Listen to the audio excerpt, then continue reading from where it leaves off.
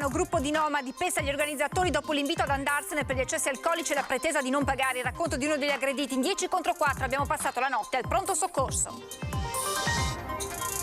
Assolta per vizio totale di mente la 55enne di Noale che lo scorso anno massacrò a coltellate la coinquilina coetanea in una struttura protetta di Marostica, convinta che fosse una nemica. Per l'assassina ha disposto un anno in un'altra comunità. Ricoverato in psichiatria a Treviso l'uomo che ieri si è girato nudo con fare minaccioso sulla provinciale 102 a Villorba. Le immagini sono diventate virali, il sindaco poteva andare peggio e si apre il tema della salute mentale. Orse in transito nel Bellunese dopo quelle scoperte in Cansiglio, altre tracce ritrovate a Vigo di Cadore. Il presidente della provincia rassicura i cittadini, intanto si moltiplicano le segnalazioni anche in altopiano di Asiago. Tragedia della strada alle 12 a Valdagno, il 57enne urta con l'auto lo spigolo in cemento di un muretto, niente da fare per l'uomo, morto sul colpo. Il comune di Barbona, il più piccolo del Padovano, potrebbe ospitare a breve un maxi parco fotovoltaico da 32 ettari. Il sindaco promette di tutelare il territorio, domani riunione del comitato tecnico. Ha suscitato emozione il video che ricostruisce il centro di Longarone prima che l'onda del Vajont lo travolgesse, cancellandone ogni traccia. È il lavoro realizzato da un giovane infermiere pordenonese con la passione per la ricostruzione virtuale in 3D. Edizione regionale dei telegiornali di Antena 3, buonasera e ben ritrovati. Dunque apriamo con quanto accaduto a Trivignano, che è un paese sotto shock dopo il pestaggio di cui sono rimasti vittime 4 organizzatori dell'antica sagra di San Marco e San Pietro. Dopo un diverbio con un gruppo di nomadi, tutti gli aggrediti sono dovuti ricorrere alle cure del pronto soccorso. Questa è una cosa programmata, perché si erano messi in scaletta per prenderci a pugni, uno davanti e l'altro dietro colpiva. Era questo il discorso, il meccanismo era proprio una cosa fatta programmata.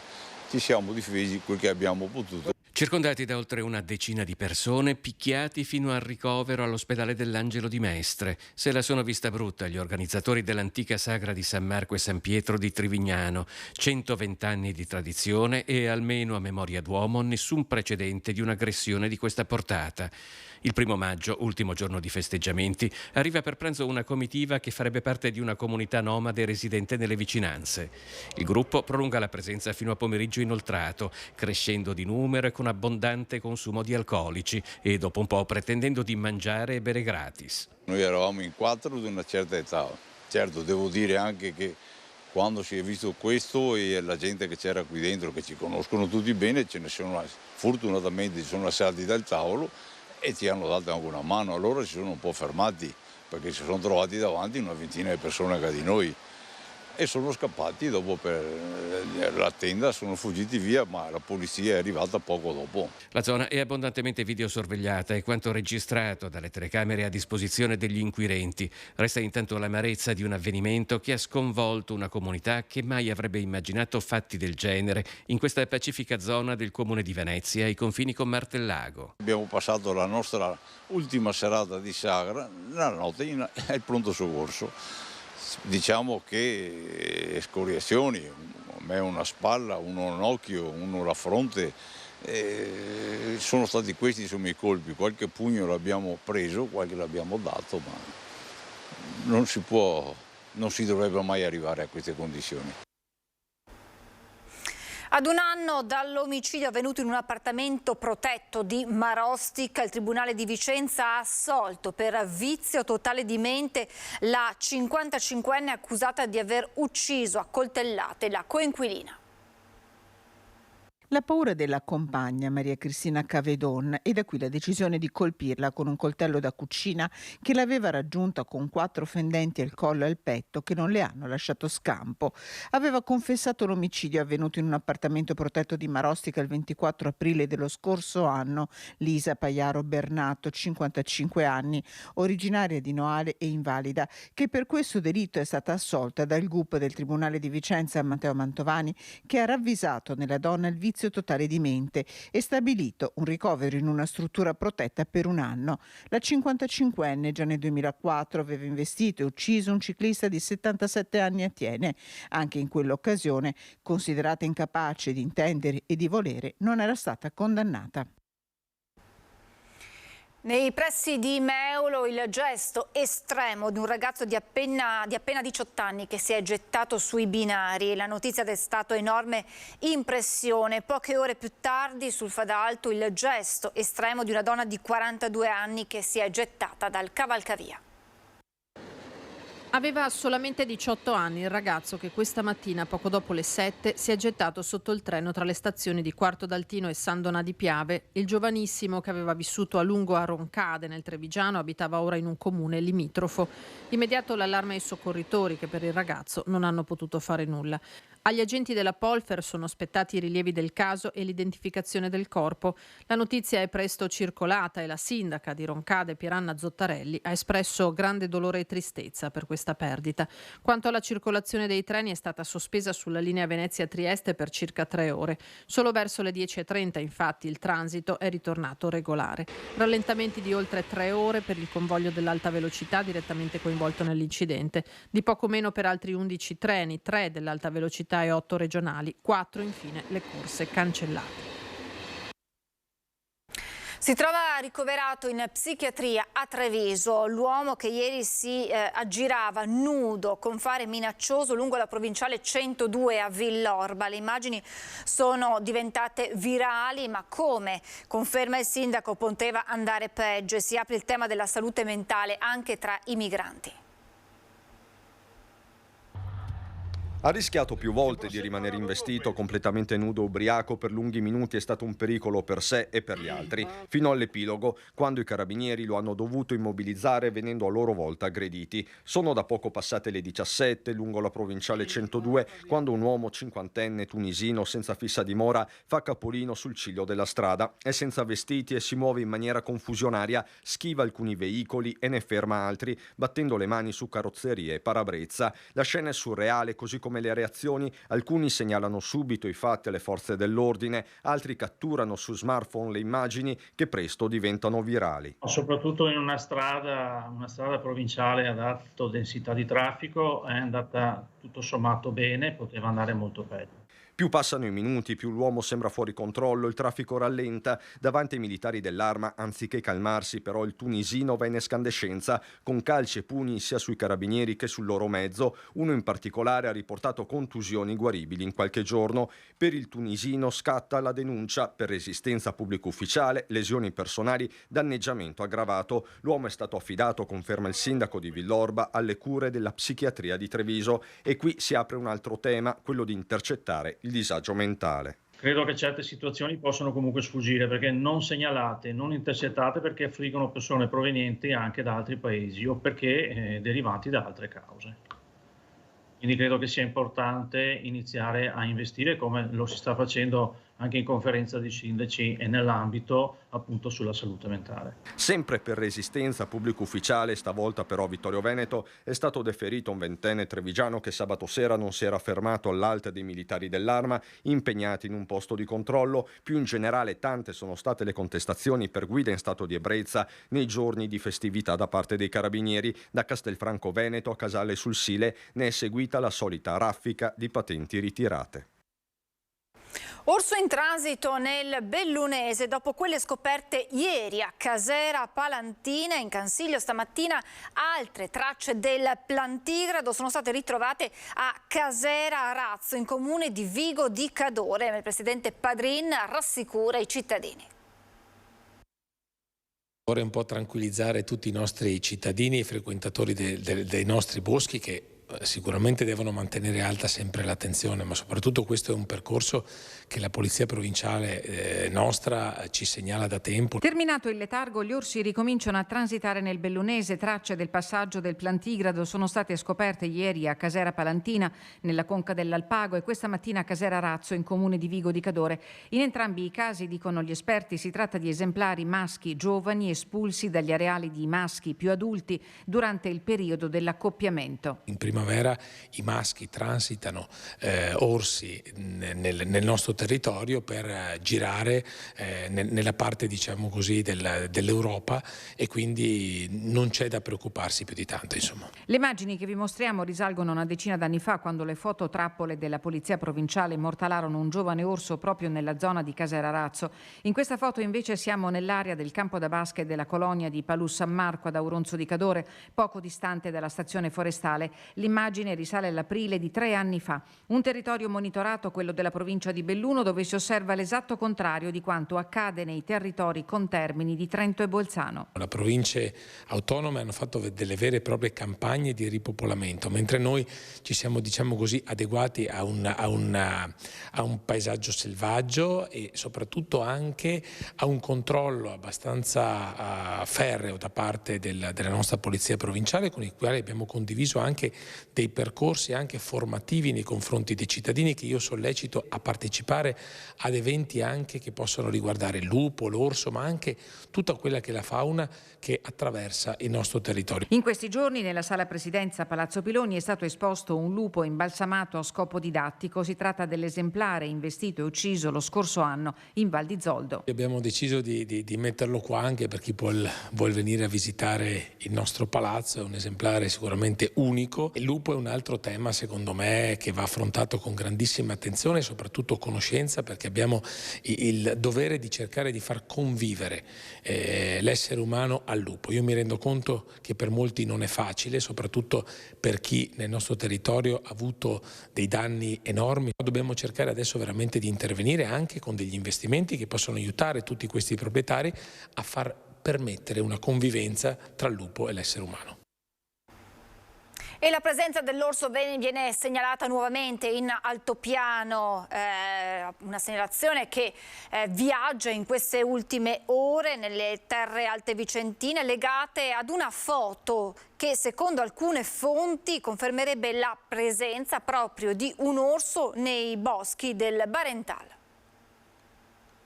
C'è un orso nelle montagne vicentine, o anche più di uno, questo è difficile dirlo. Ma stando a tutte le segnalazioni e gli avvistamenti delle ultime ore, pare proprio che un plantigrado stia transitando nella zona dei 7 comuni. Lo testimonierebbe questa foto, pur se sgranata e poco chiara, che sta facendo il giro della montagna vicentina. E lo testimoniano le molte segnalazioni degli ultimi giorni, comprese quelle che abbiamo dato in anteprima nei nostri telegiornali nella giornata di sabato. Le autorità sono al lavoro per capire cosa ci sia di vero e come gestire eventualmente la situazione. Questo fatto qua ci ha un po' impauriti, diciamo, ci ha reso un po' così preoccupati anche di quelle che sono le eventuali conseguenze di una presenza, direi, di passaggio di un orso. Speriamo sia un maschio, perché come era accaduto con l'orsodino era rimasto 5 mesi per poi spostarsi verso la Slovenia in cerca delle femmine. Con gli orsi non sono animali stanziali i maschi, perché si muovono alla ricerca della femmina. Fra il Trentino e il Veneto c'è sempre stata la barriera, ben poco naturale a dire il vero, dell'autostrada del Brennero, che in molti casi ha impedito la diffusione degli orsi anche sulle montagne veronesi e vicentine. Questa barriera però in alcuni casi si è dimostrata insufficiente, penso al caso dell'orsodino, ma oggi come oggi il grosso dei capi, quindi di orsi, di plantigradi, sta in Trentino Alto Adige. Le segnalazioni portano a pensare che ci sia un esemplare che si aggira nella zona del Barental. Ironia della sorte o rimando storico, il nome di quei luoghi in lingua cimbra vuol dire proprio Valle dell'Orso. Ma la situazione è ancora poco chiara e i sindaci preferiscono non fasciarsi la testa. Scongiuro il pericolo che si formino delle comunità di orsi sulle nostre montagne, anche perché si tratta di montagne fortemente antropizzate che hanno in questo momento l'alpeggio più ampio d'Europa, che si sta riattivando perché stiamo lavorando per poter riaprire le malghe, dove c'è appunto un'attività turistica molto vivace e sarebbe assolutamente impensabile. Gli avvistamenti riguardano per ora la Valle del Barental, ma per l'intero comparto turistico questo è un nervo scoperto. È che noi abbiamo una reale contezza di questa presenza o di questi avvistamenti. Come sindaco di Gaglio nell'ultimo periodo sono in costante contatto con gli organi competenti, con i carabinieri forestali, i quali appunto mi confermano di non aver ricevuto nessuna notizia in tal merito. C'è qualche foto che gira ma da distante, quindi si fa fatica a capire. L'imminente apertura delle malghe rappresenta un altro fattore di rischio da non sottovalutare per l'altopiano. Purtroppo con la morte di Andrea Papi l'attenzione è salita, grazie a Dio dico io, e spero vivamente che tutti gli enti sovracomunali, regionali e governativi veramente comincino a darsi da fare, a mettere le mani su questo piano nazionale della gestione del lupo e dell'orso, perché, ripeto, per noi in altopiano sarebbe un ulteriore danno d'immagine e danno soprattutto per le malghe, per gli allevatori e in generale un po' per tutti noi, perché l'orso, abbiamo visto, è capace di uccidere anche l'uomo. Restiamo nel Vicentino, ci spostiamo a Valdagno per una tragedia sulla strada costata la vita ad un 58enne.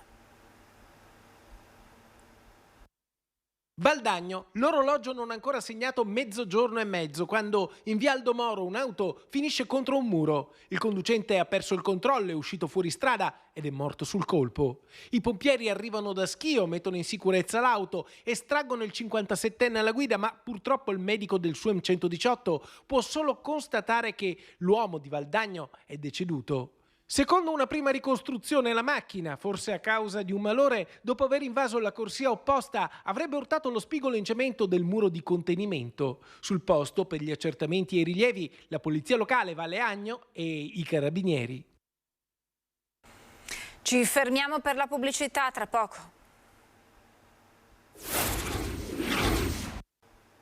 Rieccoci in diretta. Approvata a maggioranza in Consiglio regionale la mozione presentata dalla capogruppo dei 5 Stelle Erika Baldin per garantire il trattamento di fine vita. La mozione impegna la Giunta regionale a garantire a chi avanza la richiesta di fine vita un percorso rapido e libero da condizionamenti esterni e a promuovere presso tutte le istituzioni il principio per cui il ruolo della politica è quello di garantire la libertà di scelta, astenendosi da qualunque intervento che condizioni la libera scelta delle persone. L'obbligo di mascherine nei reparti degli ospedali dell'USL 2 Marca Trevigiana resta fino al 31 maggio 2023. Lo spiega il direttore generale Benazzi, oggi la circolare regionale. Il Covid sta diventando endemico, ma i casi che ancora si registrano possono mettere a rischio le persone con fragilità. Da ieri negli ospedali dell'USL 2 si entra con le mascherine, vale tanto per i visitatori quanto per il personale sanitario. Noi abbiamo ancora qualche positivo che entra in ospedale, che lo troviamo qui i tamponi, per cui continueremo a fare i tamponi in pronto soccorso e nei reparti, perché questo ci aiuta a isolare la persona che è positiva, onde evitare contagi a ripetizione all'interno delle unità operative, di posti letto delle unità operative, e lo abbiamo esteso a tutti i reparti, solo ai reparti. Così il direttore generale, che si è allineato all'ordinanza della Regione Veneto, che ha disposto l'obbligo della mascherina nelle strutture ospedaliere almeno fino al 31 maggio 2023. Quando si entra in aree dove ci sono persone fragili, e guardi, ormai noi curiamo il 95% di persone fragili, perché voglio dire, qualsiasi persona che entra ha una fragilità. Quindi abbiamo deciso di procrastinare l'uso delle mascherine. E questo quindi anche nei poliambulatori e anche nei centri diurni, cioè nei centri dove abbiamo persone disabili o dove siamo nelle RSA. Per quanto riguarda gli ambulatori medici, la decisione resta a discrezione dei medici di medicina generale e dei pediatri di libera scelta. Il piccolo comune padovano di Barbona potrebbe ospitare a breve un maxi campo di pannelli fotovoltaici. Il sindaco promette di tutelare il territorio, domani la riunione del comitato tecnico. Barbona, con poco meno di 600 abitanti, è il comune più piccolo della provincia di Padova. La superficie comunale totale di 8 km lo colloca al terzultimo posto per estensione tra i 102 comuni padovani. Il paese al confine con la provincia di Rovigo è per la gran parte coperto da campagne e proprio per questo sembra far gola alle grandi società che si occupano di fotovoltaico per creare un grande parco dove posizionare pannelli riflettenti. Il progetto, che dovrebbe riguardare il piccolo comune della Bassa Padovana, parla di 32 ettari. Per intenderci 45 campi da calcio, 7.000 metri quadri di terreno dove dovrebbero essere posizionati 27.000 pannelli fotovoltaici. Si tratta di un'area privata dove al momento c'è un frutteto biologico a ridosso di una barchessa del 600 tutelata dalla soprintendenza. Il comune di Barbona è stato informato del progetto e invitato a partecipare ad una videoconferenza del Comitato Tecnico Regionale della Valutazione di Impatto Ambientale che si terrà domani. Il sindaco Francesco Peotta è cauto prima di mostrare preoccupazione. Prima di vedere facciamo fatica a esprimere e a fare qualsiasi commento. Rimandiamo qualsiasi valutazione a una nostra presa d'atto della situazione e quindi poi valuteremo di fare tutto quello che è necessario nella tutela del territorio e dei cittadini. Com'era il centro di Longarone prima che l'onda del Vajont lo travolgesse cancellandone ogni traccia? Lo mostra un emozionante video realizzato da Alberto Bidinot, giovane infermiere pordenonese con la passione per la ricostruzione in virtuale 3D di città, paesi e opere d'arte.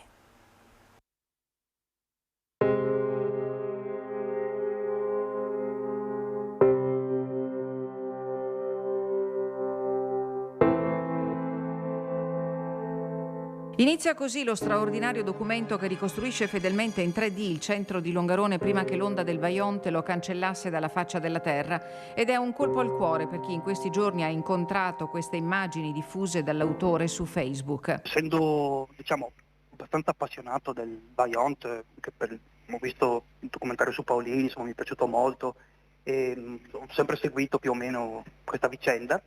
Niente, mi è venuto in mente di ricreare qualcosa che non c'è più questa volta. E dice bene Alberto Bidinot, questa volta, perché la sua nota creatività in passato lo ha visto cimentarsi nella ricostruzione delle città esistenti del suo nord-est, dapprima con un programma che si chiama Lego World, poi con un sistema più professionale, città, paesi, opere d'arte, fino all'idea di far rivivere la Longarone di un tempo. Era da un po' che ci pensavo, ma non avevo le foto necessarie dell'epoca per riuscire a prendere tutti gli angoli della piazza. Qualcosina ho trovato in rete e le foto che mi mancavano, io praticamente sono andato sul gruppo di Longarone, il gruppo Facebook di Longarone, e ho chiesto se qualcuno aveva delle fotografie vecchie di quella piazza lì, e mi ha risposto un ragazzo che me ne ha passate un bel po', insomma. Io sono contento che tutti abbiano apprezzato, ho avuto commenti positivissimi, e quindi posso solo che ringraziare, insomma. Alberto Bidinot coltiva da anni l'hobby per la virtual grafica che alterna alla sua professione primaria. Sì, io sono infermiere in realtà, da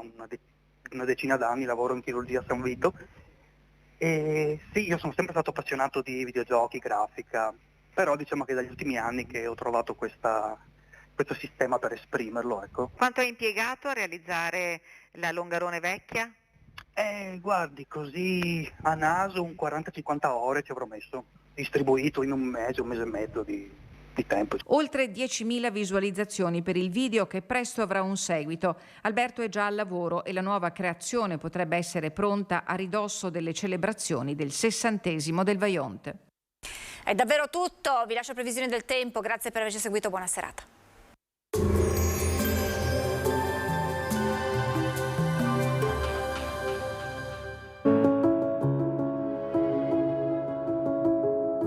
Ad accogliervi sarà Conegliano. Bentrovati al meteo. Migliora il tempo sul nostro territorio, la pressione atmosferica torna ad aumentare. Il dettaglio di mercoledì 3 maggio. Sul Veneto la grafica ci mostra un contesto asciutto e stabile, tanto sole ovunque con cielo sereno o al massimo poco nuvoloso. Temperature in ripresa, minime tra 8 e 11 gradi, massime tra i 20 e i 23 all'incirca. Spostiamoci ora sul Friuli Venezia Giulia. Anche in questo caso non mancherà un ampio soleggiamento dappertutto, il cielo si presenterà limpido o velato. Temperature minime tra 9 e 14 gradi, massime sui 21-23 gradi. Infine diamo uno sguardo al Trentino Alto Adige, dove di fatto avremo poche novità. Il cielo sarà limpido con qualche addensamento ma del tutto innocuo. Temperature minime intorno ai 9 gradi, massime sui 23-24 gradi all'incirca. Dal meteo per ora è tutto, vi auguro un buon proseguimento in nostra compagnia.